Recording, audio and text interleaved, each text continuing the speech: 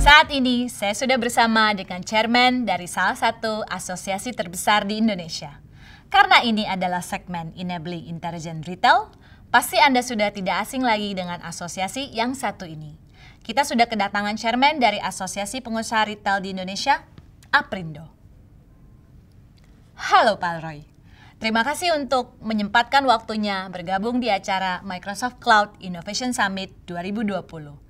Aprindo yang merupakan asosiasi pengusaha retail di Indonesia pastinya memiliki insight-insight dan updates terkait beragam industri retail yang ada di Indonesia. Menurut pandangan Pak Roy serta Aprindo, bagaimana kondisi industri retail untuk merespon situasi saat ini, serta apa saja peran dan dukungan Aprindo terhadap retail di Indonesia? Ya, terima kasih. Saat ini industri retail di Indonesia sedang mengalami transformasi, sedang ada anomali berkaitan dengan masa pandemik COVID-19. Saat ini kita ketahui customer behavior atau perilaku konsumen sangat mendominasi perubahan di dalam industri retail. Konsumen lebih mengutamakan 4 platform di masa pandemik ini untuk berbelanja atau berkunjung ke industri retail. Yang pertama adalah higienitas. Bagaimana konsumen dapat aman dan tetap sehat, yakin bahwa berbelanja itu adalah sesuatu yang aman, baik dari sisi lingkungan, baik dari sisi toko, baik dari sisi apapun yang akan dilakukan berkaitan dengan berbelanja atau konsumsi.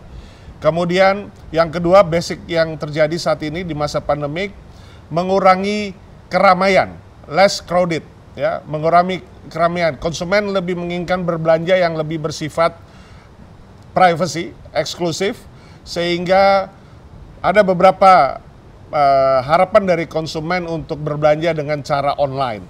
Nah, ini juga sudah dilakukan oleh para retail Indonesia untuk mengkonversi bisnis offline-nya, ya, untuk bisnis offline-nya bersamaan dengan bisnis online. Artinya setiap offline retailers atau physical store saat ini pasti ada online atau e-commerce-nya.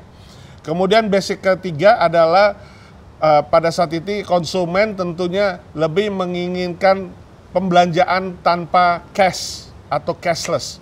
Sehingga diharapkan ke depan memang program untuk pembayaran dengan non-tunai itu akan lebih banyak dipakai oleh konsumen untuk berbelanja atau untuk berkonsumsi.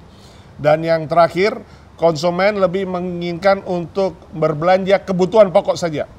Artinya kebutuhan-kebutuhan lainnya dapat menjadi prioritas kedua ataupun prioritas ketiga di saat pandemik ini.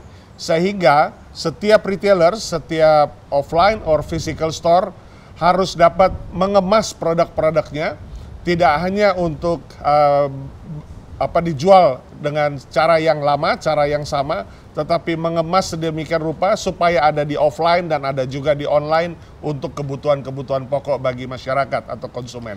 Oke Pak, selanjutnya bagaimana pandangan Bapak terkait dukungan teknologi yang membantu transformasi digital dengan tujuan memaksimalkan kegiatan operasi? Karena kita tahu sekarang mau ke toko retail namun cukup banyak batasan-batasan. Digitalisasi adalah sesuatu yang menjadi keharusan di masa next normal. Kita tahu bahwa digitalisasi tentunya berkaitan dengan semua perkembangan teknologi yang saat ini berkembang, baik hardware maupun juga software. Artinya bahwa dengan harapan masyarakat atau konsumen untuk low mobility, ya, mengurangi keluar rumah, ya, stay at home, work from home. Berarti nggak ada jalan lain, penawaran harus lewat digitalisasi. Kemudian tadi less crowded juga seperti itu, mengurangi kerumunan, keramaian berarti harus disurfing dengan digitalisasi. Kemudian juga hal-hal yang lain yang berkaitan dengan payment, less cashless, artinya pembayaran dengan teknologi atau digitalisasi financial technology. Nah, dari poin-poin tersebut kita ketahui digitalisasi sangat memegang peranan penting. Artinya bahwa perkembangan to next normal atau future retail adalah digitalisasi menempatkan prioritas pertama. Apa yang menjadi hal yang sangat konkret berkaitan dengan digitalisasi adalah omni-channel. Ya, omni-channel artinya bagaimana menggunakan semua channel yang disupport oleh digital, baik itu hardware maupun software, yang dapat menjawab kebutuhan atau cara berbelanja yang baru, transformasi customer behavior terhadap situasi next normal setelah pandemik. Ini tentunya menjadi harapan untuk semua peritel pelaku usaha dapat menyerap digitalisasi, dapat memperbarui bisnis model, dapat terus mendorong omnichannel sebagai bagian daripada proses digitalisasi yang menyeluruh pada industri retail. Terima kasih Pak Roy untuk sharingnya. Dan yang terakhir nih Pak, menurut pandangan Aprindo, what is the future of retail di Indonesia? Ya, saat ini masih menjanjikan untuk bisnis retail di Indonesia karena kita ketahui 270 juta penduduk di Indonesia merupakan bisnis yang merupakan demand yang promising. Nah, artinya permintaan untuk jumlah populasi yang signifikan tentunya akan mendorong untuk masyarakat terus berkonsumsi. Kita ketahui bahwa Indonesia adalah masih merupakan negara consumption, belum menjadi negara ekspor, di mana sektor padat karya atau sektor real atau sektor industri retail menjadi penopang utama untuk masyarakat melakukan konsumsi. Nah, kita ketahui bahwa dari produk domestik bruto kita, di atas 55% itu dikontribusi oleh poin konsumsi rumah tangga, sehingga apapun yang berkaitan dengan mendorong konsumsi rumah tangga, baik dengan peningkatan daya beli maupun juga membuka optimisme, mendorong optimisme untuk masyarakat yang golongan menengah ke atas dapat berbelanja, ini menjadi hal yang penting untuk terus dilakukan. Dan Aprindo dalam hal ini terus mendorong.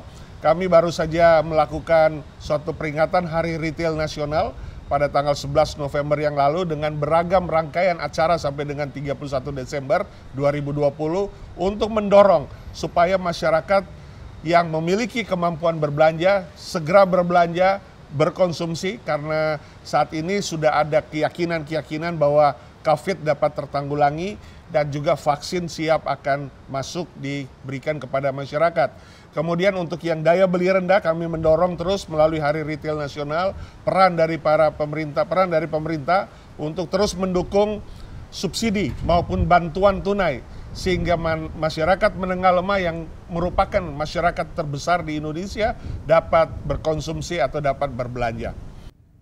Terima kasih Pak Roy untuk sharingnya. Sesinya sangat bermanfaat dan memberikan dukungan kepada para peritel di Indonesia untuk bersama-sama reimagine the future.